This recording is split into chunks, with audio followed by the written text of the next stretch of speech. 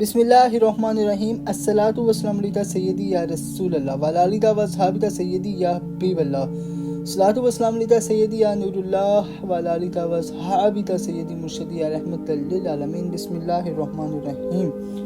غفلت کی انتہا۔ لوگوں تو اہل شام سے آمادہ جنگ کرنے کے لیے فرمایا مولا نے، حیف ہے تم پر، میں تو تمہیں ملامت کرتے کرتے بھی اکتا گیا ہوں۔ کیا تمہیں آخرت کے بدلے دنیاوی زندگی اور عزت کے بدلے ذلت ہی تو آ رہا ہے؟ جب تمہیں دشمنوں سے لڑنے کے لیے بلاتا ہوں تو تمہاری آنکھیں اس طرح گھومنے لگ جاتی ہیں کہ گویا تم موت کے گرداب میں ہو، اور جان کنی کی غفلت اور مدہوشی تم پر طاری ہے۔ میری باتیں جیسے تمہاری سمجھ ہی میں نہیں آتی تو تم شکسترا جاتے ہو۔ معلوم ہوتا ہے جیسے تمہارے دل و دماغ پر دیوانگی کا اثر ہے کہ تم کچھ عقل سے کام نہیں لے سکتے۔ تم ہمیشہ کے لیے مجھ سے اپنا اعتماد کھو چکے ہو۔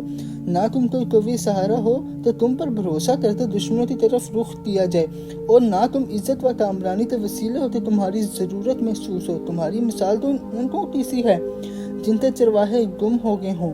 اگر انہیں ایک طرف سے سمیٹا جائے تو دوسری طرف سے تتر بتر ہو جائیں گے۔ خدا کی قسم تم جنگ کے شعلہ بھڑکانے کے لیے بہت بڑے ثابت ہوئے ہو۔ تمہارے خلاف سب تدبیریں ہوا کرتی ہیں اور تم دشمنوں کے خلاف کوئی تدبیر نہیں کرتے۔ تمہارے شہروں کی حدود دن بہ دن کم ہوتی جا رہی ہے، مگر تمہیں غصہ نہیں آتا۔ وہ تمہاری طرف سے کبھی غافل نہیں ہوتے، اور تم ہوتے غفلت میں سب کچھ بھولے ہوئے ہو۔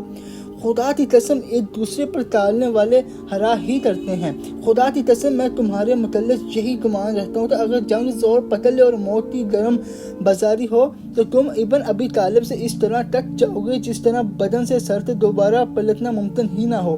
جو شخص نے اپنے دشمن کو اس طرح اپنے پر قابو دے دے کہ وہ اس کی ہڈیوں سے گوشت تک اتار ڈالے اور ہڈیوں کو توڑ دے اور خال کو پارا پارا کر دے تو اس کا عجز انتہا کو پہنچا ہوا ہے، اور سینے کی پسلیوں میں گھرا ہوا دل کمزور و ناتوان ہے۔ اگر تم ایسا ہونا چاہتے ہو تو ہوا کرو، لیکن میں تو ایسے اس وقت تک نہ ہونے دوں گا جب تک متا مشارف کی تیز دھار تلواریں چلا نہ لوں کہ جس سے سر کی ہڈیوں کے پرخشے اڑ جائیں اور بازو اور قدم کٹ کٹ کر گرنے لگیں۔ اس کے بعد جو اللہ چاہے وہ کرے۔ اے لوگو، ایک تو میرا تم پر حق ہے اور ایک تمہارا مجھ پر حق ہے کہ میں تمہاری خیر خواہی پیش نظر رکھوں اور بیت المال سے تمہیں پورا حصہ دوں اور تمہیں تعلیم دوں تاکہ تم جاہل نہ رہو، اور اس طرح تمہیں تہذیب سکھاؤں جس پر تم عمل کرو، اور میرا تم پر یہ حق ہے کہ بیت کی ذمہ داریوں کو پورا کروں اور سامنے اور پس پشت خیر خواہی کروں۔ جب بلاؤں تو میری صدا پر لبیک کہو، اور جب کوئی